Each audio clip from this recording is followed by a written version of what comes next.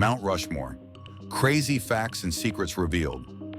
You may have heard of Mount Rushmore, one of America's greatest icons. But did you know there's something very strange about this sculpture? It's unlike any artwork you typically see, where every detail is carefully carved. It almost seems to grow naturally from the mountain itself. But is this really just coincidence? Or is there an untold story about how these giant heads came to be? Behind the famous faces of George Washington, Thomas Jefferson, Theodore Roosevelt, and Abraham Lincoln lies a fascinating story about gold miners, dynamite, and ancient technologies used to turn an idea into reality. So how could a group of workers with no artistic experience create such a marvel? And is there a hidden truth behind each chisel strike and explosion you've never heard about? Let's explore Mount Rushmore, the crazy truths and secrets revealed.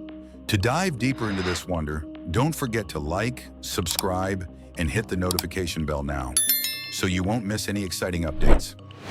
Let's rewind time a bit to the early 1920s, when the state of South Dakota was just beginning to stabilize and still struggling to find its place on the map of the United States. At that time, it was not widely known and was in desperate need of an iconic symbol to draw national attention. According to research, a state historian, Doan Robinson, noticed that tourists from all over were flocking to a prominent new sculpture erected in Georgia. This sparked a bold idea. Could South Dakota have its own famous sculpture?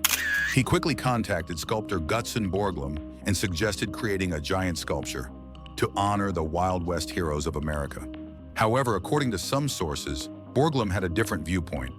While he was excited about the initial idea, he believed that national figures, such as presidents, would attract far more public attention and admiration. So in the summer of 1925, he traveled to South Dakota and by chance discovered Mount Rushmore, a 500-foot-tall granite cliff, which seemed like the perfect blank canvas for his project. After securing the mountain, Borglum began his work. He studied photos of the presidents and pieced them together to create a 1:12 scale model. But, as we can imagine, this was just the beginning. Transforming the model from paper into reality on a massive rock face was no easy task. At that time, Mount Rushmore had no infrastructure, no roads, no electricity, and most importantly, there was no way for workers to climb the cliff. So in the summer of 1927, a massive project was undertaken. A road was built to transport goods and workers up the mountain. Immediately, a village formed at the foot of the mountain, complete with tool shops, blacksmiths, and housing for the workers. A giant staircase was also built to take workers to the top of the mountain, along with a specialized cable car system to transport tools and materials. In fact, a winch house was built at the summit, where operators could control small chairs to lift and lower workers to any point on the mountain. After many efforts, the workers began the first chiseling of George Washington's head. With the help of carefully placed dynamite, the workers started to break apart the massive rocks on the cliff, creating rough shapes. Initially, just simple egg-shaped heads. However, the next step was far from easy. The workers had to continue chiseling the rock surface to refine the shape, using pneumatic drills weighing up to 30 kilograms. This not only required strength, but also posed a great challenge because the work had to be done on a steep cliff face. According to research, powering these giant drills required a more sophisticated solution. To solve this, a building was constructed at the base of the mountain to provide the necessary power for the drills. This building housed 3 large electric compressors powered by a nearby gold mine. These compressors ran continuously day and night, compressing air and sending it through a 2,000-foot-long pipe that ran up the staircase leading to the summit. Here, workers could connect up to 16 drills at once. To prevent the drills from jumping out of the rock, the workers developed special techniques. Sometimes they used chains to secure the drills, and sometimes they used their own feet to keep them in place. Although these workers became expert drill operators, they had no experience in sculpting. So how did they know exactly where to drill? At the Stone Mountain Memorial, Borglum had used a large projector to map out his design. But with Mount Rushmore, this method proved impossible. Because the faces on the mountain were 3-dimensional, using a projector wouldn't yield accurate results. Therefore, Borglum had to come up with a new way to transfer data from his scale model onto a massive cliff like Mount Rushmore, ensuring that every drill strike was precise and meticulous. To bring Mount Rushmore to life, Borglum faced a colossal challenge: how to transfer his 5-foot scale model onto a 60-foot cliff face, a question not easily answered. According to recorded information, Borglum drew inspiration from ancient Greek artists, who used a pointing machine to replicate sculptures. The pointing machine could measure specific points on a sculpture and transfer them to an exact replica. However, Borglum couldn't apply this method directly to Mount Rushmore. To solve the problem, Borglum created his own pointing machine, a point measuring device.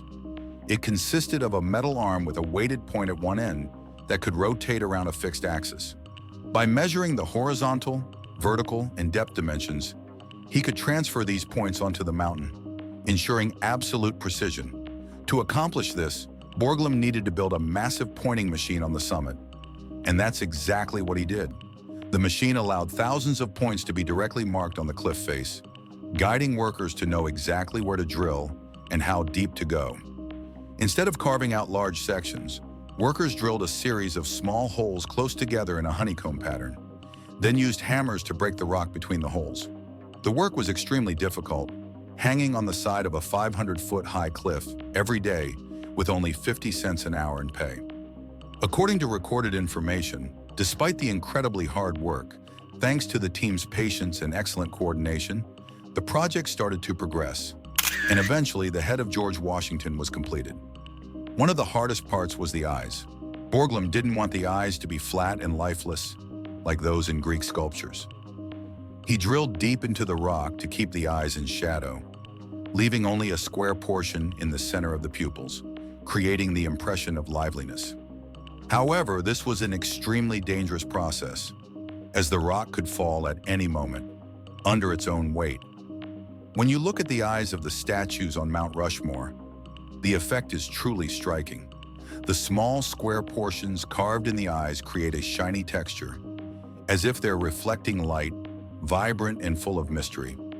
To finish the heads, the workers had to hammer the rock, smooth the surface, and turn it into a brighter white. Although the project took 14 years, according to recorded information, Mount Rushmore was still not completed as originally planned. The initial plan was to carve the presidents down to their waists and build a secret mausoleum with ornate decorations. But World War II interrupted the project, and just a few years later, Borglum passed away, leaving the work unfinished. However, he and Robinson succeeded in putting South Dakota on the map, turning it into a national symbol. Mount Rushmore is not just a sculpture, it's a mystery filled with unanswered questions. Is there something hidden behind these giant faces? Let's continue exploring the secrets that haven't been revealed. Don't forget to like, subscribe, and hit the bell to not miss the next video. Thank you for watching, and see you in the next exploration video.